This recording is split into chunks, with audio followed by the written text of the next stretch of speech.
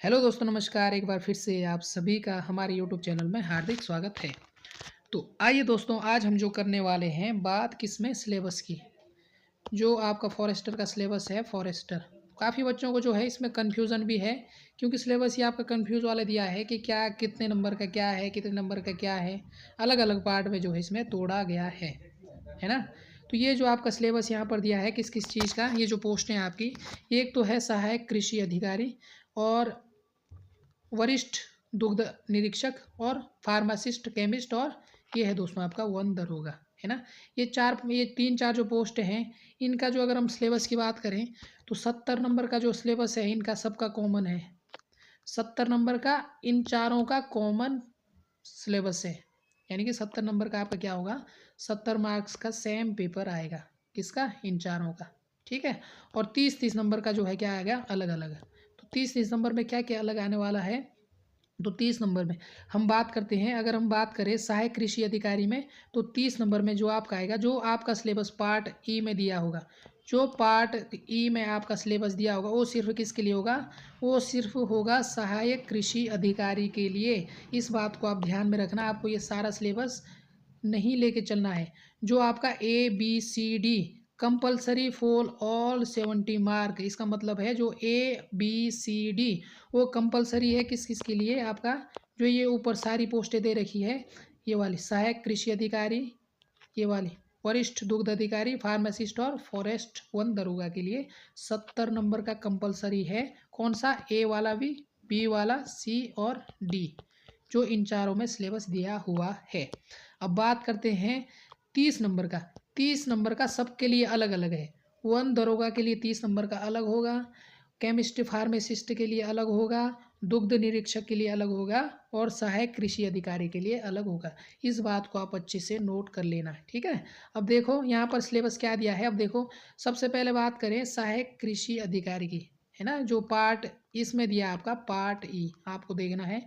जो पार्ट ई में आपका सिलेबस दिया है वो सिर्फ किसके लिए है, वो सिर्फ है सहायक कृषि अधिकारी के लिए, सिर्फ और सिर्फ किसके लिए, सहायक कृषि अधिकारी के लिए। इस बात को नोट कर लेना। अब देखो तो अगला है जो पार्ट में एफ, जो पार्ट एफ में आपका सिलेबस दिया है वो किसके लिए, सिर्फ वरिष्ठ दुग्ध निरीक्षक के लिए, है ना। जो पार्ट एफ में सिलेबस दिया है 30 नंबर का, वो किसके लिए, सिर्फ सिर्फ और सिर्फ वरिष्ठ दुग्ध निरीक्षक के लिए। और अब बात करते हैं, अब जो पार्ट जी में सिलेबस दिया है दोस्तों, पार्ट जी में किसके लिए दिया है, फार्मासिस्ट और केमिस्ट्री के लिए। अब आता है लास्ट में आपका ऑप्शन 5, है ना।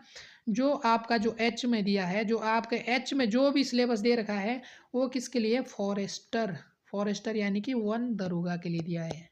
किसके लिए दिया है, वन दरोगा के लिए। तो अब यहाँ पर समराइज कर लेते हैं क्या क्या है। अब बात करते हैं वन दरोगा के लिए हमारे पास क्या क्या है। सबसे पहले ABCD और H, ये है आपका किसका, वन दरोगा का सिलेबस, है ना। वन दरोगा के सिलेबस में क्या क्या है, ABCD और H। इनमें आपको जो भी सिलेबस दिया है वो आपका किसका सिलेबस है, वन दरोगा का। तो देखते हैं क्या क्या सिलेबस है। पार्ट ए की बात कर लेते हैं। पार्ट ए में आपको क्या दिया है, फिजिक्स दिया है दोस्तों, फिजिक्स, मोशन एंड फोर्स। सबसे पहली यूनिट दी है मोशन एंड फोर्स, गति और बल, है ना।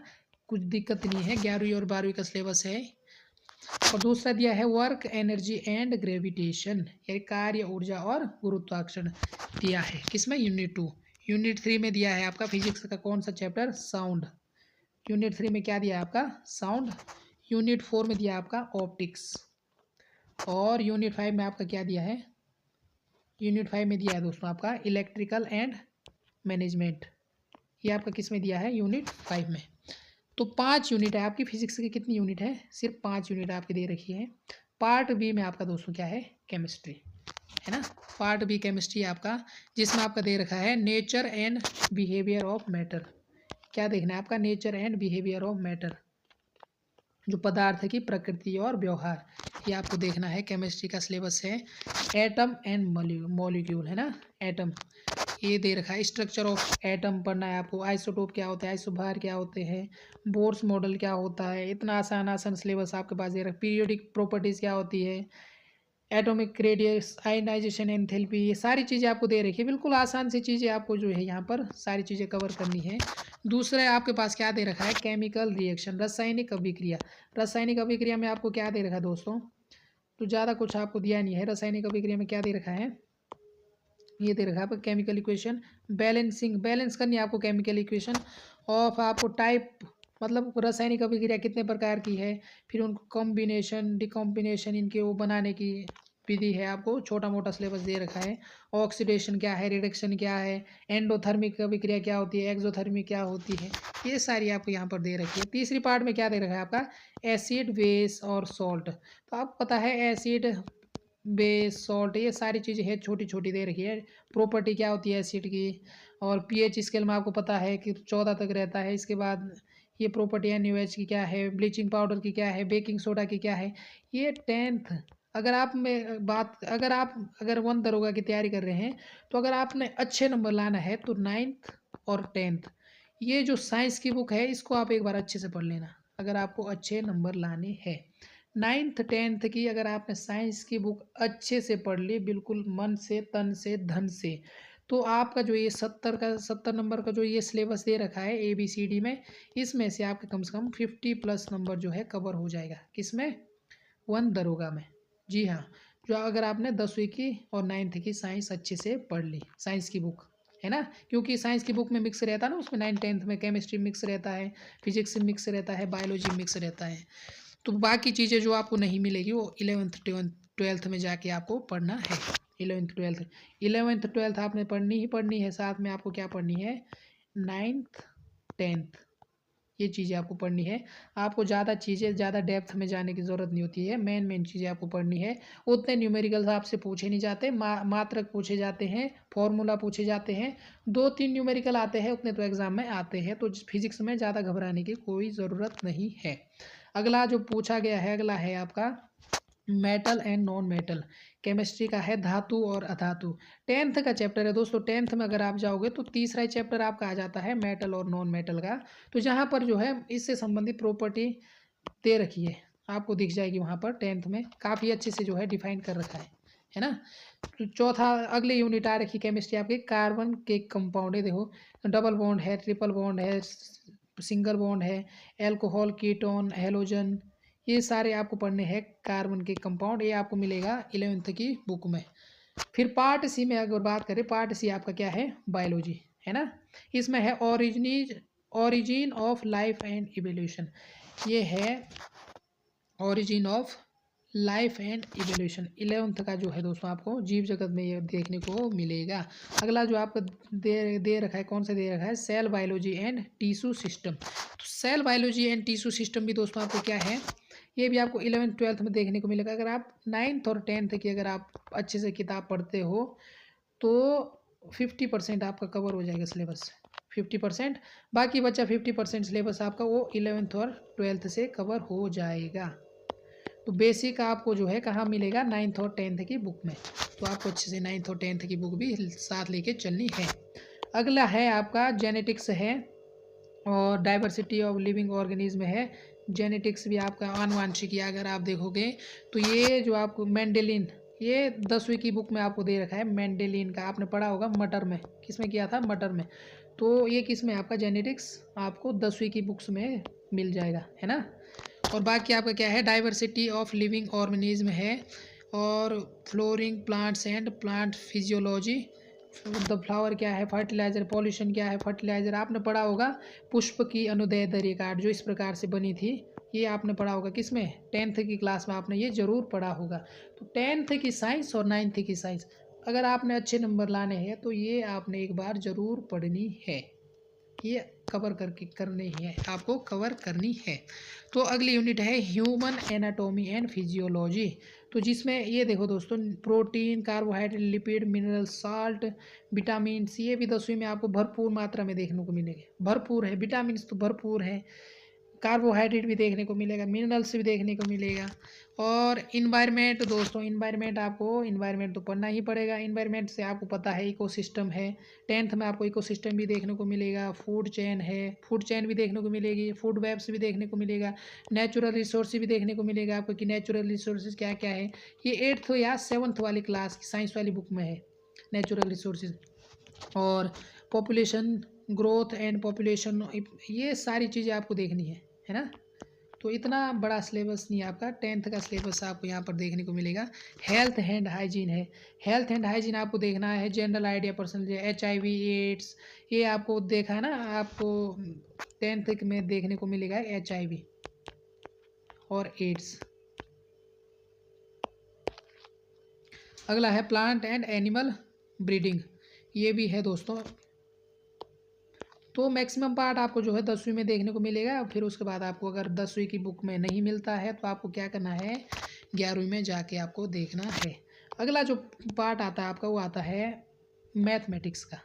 मैथमेटिक्स की अगर हम बात करें तो नंबर सिस्टम आपको देखने को मिलेगा, संख्या पद्धति है ना। और फिर आपको दूसरे जो यूनिट देखने को मिलेगी आपको वो देखने को मिलेगी अलजेब्रा की। और तीसरी यूनिट आपको ज्योमेट्री एंड कोऑर्डिनेट ज्योमेट्री। और चौथी यूनिट आपको देखने को मिलेगी दोस्तों मेंसुरेशन। और फिर इसके बाद आपको देखने को मिलेगी स्टैटिक्स एंड प्रोबेबिलिटी और ट्रिग्नोमेट्री आपको देखने को मिलेगी। तो 6 यूनिट आपको मैथमेटिक्स की देखने को मिलेगी। तो निष्कर्ष क्या निकला आपका, निष्कर्ष निकला जो 1 दरोगा है आपका 70 नंबर का जो है उसमें आपको बायोलॉजी, केमिस्ट्री, मैथ और फिजिक्स है ना। बायो, केमिस्ट्री, मैथ और फिजिक्स, ये 4 चीज़ें आपको जो है देखने को पर आ रखा है। पार्ट H ये है फॉरेस्टर 1 दरोगा, लिखा भी है। ये कितने नंबर का आपका 30 नंबर का है।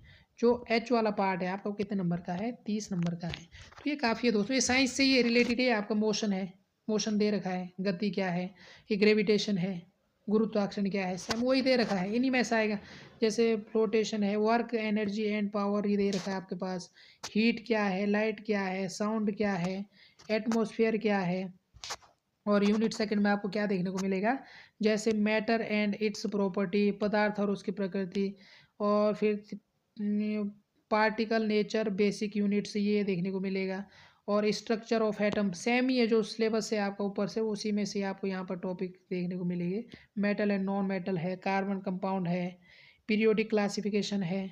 और यूनिट 3 में आपको क्या मिलेगा, life process, biological diversity, cell क्या है, और दोस्तों टिश्यू क्या है, रिप्रोडक्शन क्या है, ह्यूमन हेल्थ एंड डिजीज़ आपको देखने को मिलेगा। Natural resources and their, unit 4 में नेचुरल रिसोर्सेज देखने को मिलेगा। Biodiversity, ecology and environment, wild life, ये आपको यहाँ पर देखने को मिलेगा। आपको सिलेबस डाउनलोड करना है और प्रिंट आउट निकालना है और आपको कहाँ रखना है, अपने फ्रंट में जहाँ आप पढ़ते हो है ना।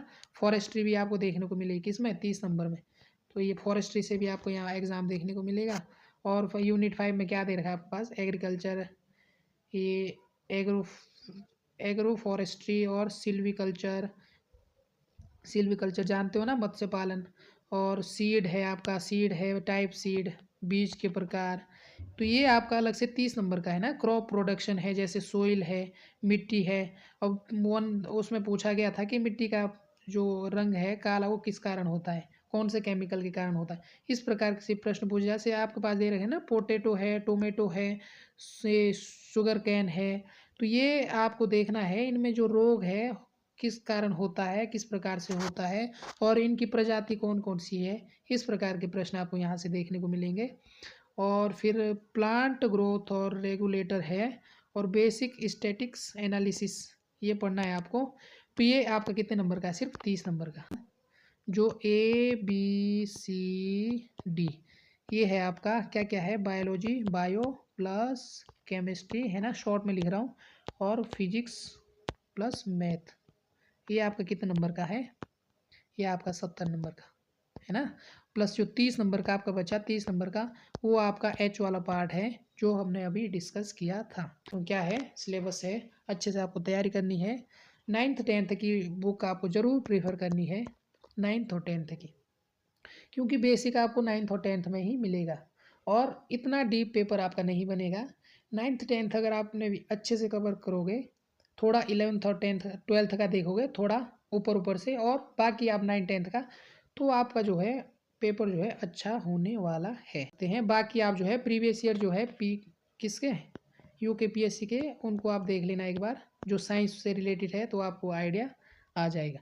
तो ये किस तो मिलते हैं दोस्तों नेक्स्ट वीडियो में। अगर आपको ये वीडियो पसंद आई है, अच्छी लगी है, तो लाइक कीजिएगा। त्रुटि हो तो आप कमेंट ज़रूर करें, और यदि आप हमारे चैनल पे क्या है न्यू है, तो हमारे चैनल को सब्सक्राइब ज़रूर करें।